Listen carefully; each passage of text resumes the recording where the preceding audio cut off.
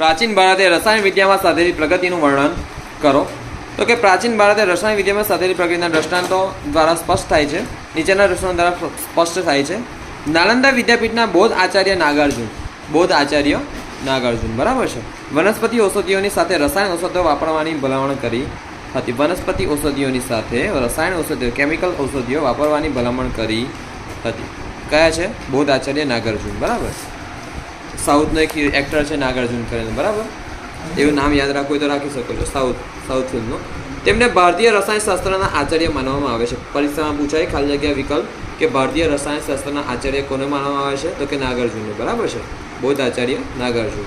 તેમણે રસરત્નાકર અને આરોગ્ય મંજરી નામના પુસ્તકો લખ્યા છે. રસરત્નાકર અને આરોગ્ય મંજરી. આ રસાયણ વિદ્યા મતલબ કેમિકલ ક્ષેત્રે કેમિસ્ટ્રી ક્ષેત્રે ભારતે શું પ્રગતિ કરી તેની વિશે આપણે કહીએ છીએ ને. એમાં આપણે નાગાર્જુનજીએ 2 પુસ્તકો લખ્યા છે. રસરત્નાકર અને આરોગ્ય મંજરી. મસ્તી નહીં, ધ્યાન અહીં આગળ. આરોગ્ય મંજરી બોલજો, બીજું કંઈ ના કરી દેતા બરાબર. પારાની ભસ્મ કરીને તેને ઔષધ તરીકે વાપરવાની શરૂઆત આચાર્ય નાગાર્જુને ચાલુ કરી હોય તેમ મનાય. પારો આવે ને, પારો તમારો દેખો. પાડો નહીં લા, પારો. પારો.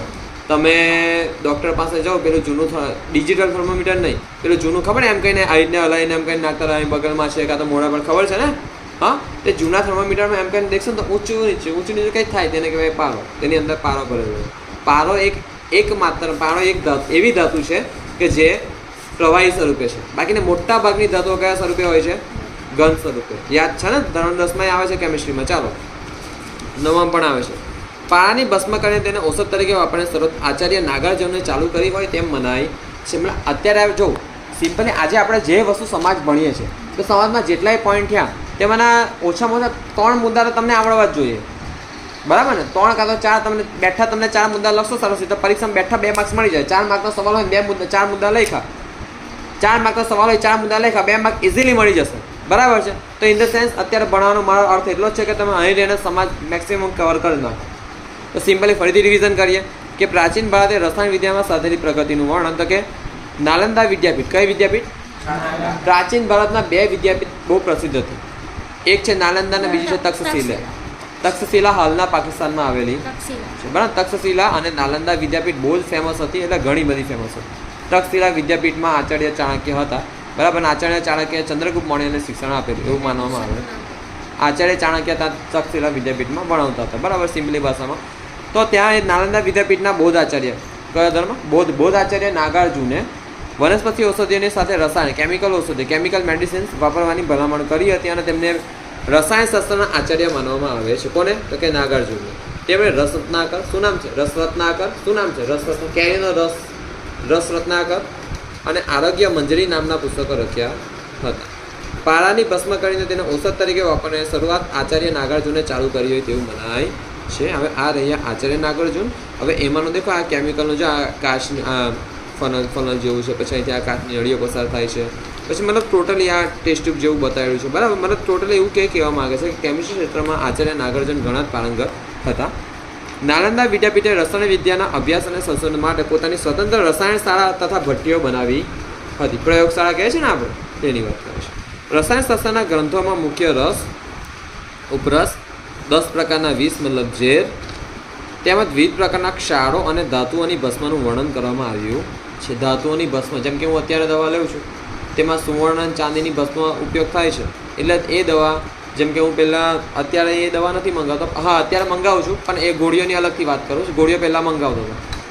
જરીએમથી બોટલ આવે તેમાં નાની આટલી નાની 30 ગોળીઓ આવે. કેટલી ગોળીઓ આવે? 30 ગોળીઓ. ને આ 30 ગોળીઓની કિંમત હતી તે વખતે 1500 રૂપિયા. કેટલી? 1500 રૂપિયા. મતલબ આટલી એક ગોળીની કેટલી કિંમત થાય? 5 તાલી 15, હા ને? તો 50 રૂપિયાની આટલી આમથી એક ગોળી આવતી હતી. આટલી જરી આમથી. કેમ તો કે સુવર્ણ ભસ્મ હતી, ચાંદીની ભસ્મ હતી, ને અત્યારે જે પેલો પાવડર ટ્યુબ તેમાં પણ એ પાવડરમાં પણ એ આવે છે. તે માટે આટલો જરી કમતો પાવડર કેટલો ખબર? આટલા જેટલી કોથળી, ફક્ત આટલા જેટલી કોથળી એ પાવડરની. સિમ્પલી 60,000ની દવા થઈ છે મને. કેમ તો કે એમાં સુવર્ણની ભસ્મ છે. કઈ ધાતુ? સુવર્ણ, સોનું, ચાંદી, એની ભસ્મનો ઉપયોગ થાય છે. મતલબ ખાસી મોંઘી દવા છે બરાબર.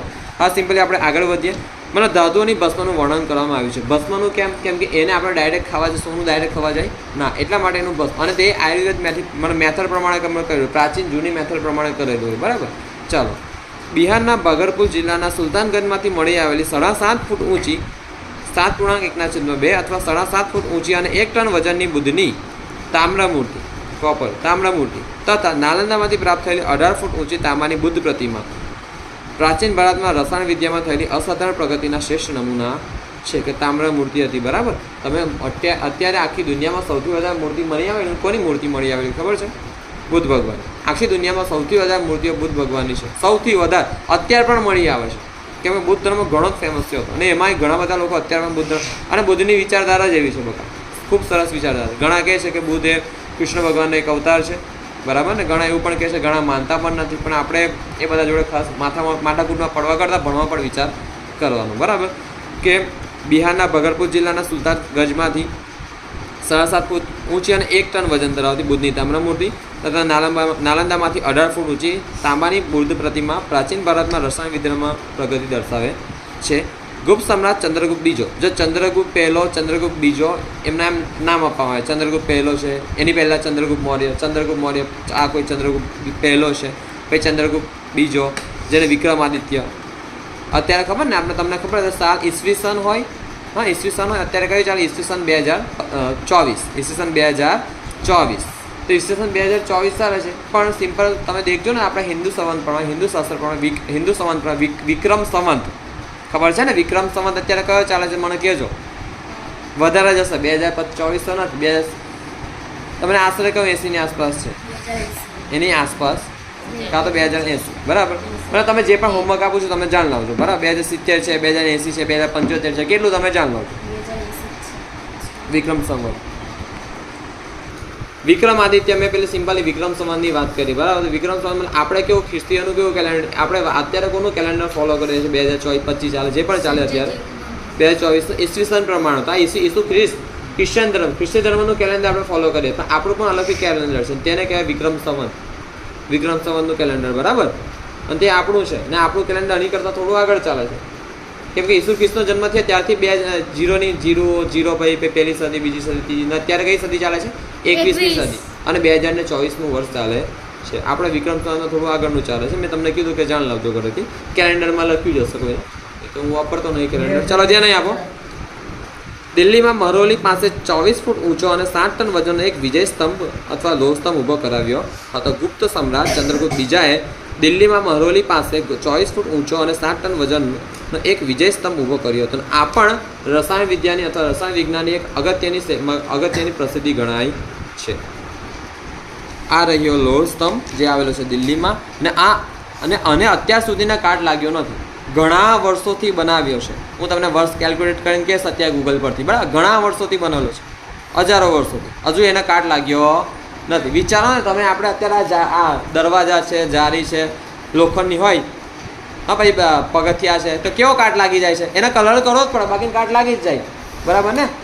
આ પલંગ પણ ત્યાં સ્ટીલનો લોખંડ નથી, ત્યાં પણ કાટ લાગ્યો છે, પણ આ તો હજારો વર્ષથી ત્યાં એવો ને એવો છે, કાટ લાગ્યો નહીં. તો વિચાર, એવું તો કેવા કેમિકલ વાપરા હોય એની અંદર, હે ને? તો આ એમ અજાયબી છે એક પ્રકારની. બરાબર. એમ ચોકી થાય કે હજુ એને કાટ લાગ્યો નથી, અને લોખંડનો છે પાછો. આ દિન સુધી તડકો અને વરસાદ ઝીલ્યા છતાં તેને જરા પણ કાટ લાગતો નથી. તે રસાયણ વિદ્યાની એક આશ્ચર્યજનક બાબત છે. વિજય સ્તંભ અથવા લોહ સ્તંભ સ્ટેનલેસ સ્ટીલમાં કાટ ના લાગે, કેમ કે લોખંડની સાથે બીજું કાટ લાગે પણ લાંબા સમય લાગે. પણ હવે જો, હવે આ ભાઈ તાળું લઈને કાટ બતાડે છે. આ તાળું પહેલાં કેવું નવું ભાઈ કેવો કાટ લાગી જાય, પણ આમાં કેમ કાટ નહીં લાગતો? વિચારો જ ખરા. તેવા તો કેવા કેમિકલ વાપરાશે ભાઈ એમના કારીગરોએ. ગુપ્ત સમ્રાટ ચંદ્રગુપ્ત બીજો અથવા વિક્રમાદિત્યએ દિલ્હીમાં મહરૌલી પાસે 24 ફૂટ ઊંચો અને 7 ટન વજન, કેટલો ફૂટ ઊંચો? 24 ફૂટ ઊંચો અને 7 ટન વજનનો એક વિજય સ્તંભ અથવા લોહ સ્તંભ ઊભો કરાવ્યો હતો. અને આ દિન સુધી તડકો અને વરસાદ ઝીલ્યા છતાં તેને જરા પણ કાટ લાગતો નથી. તે રસાયણ વિજ્ઞાનિક આશ્ચર્યજનક બાબત છે. હજારો વર્ષ થઈ ગયા તો હજુ આ ભાઈને કાટ લાગતો નથી.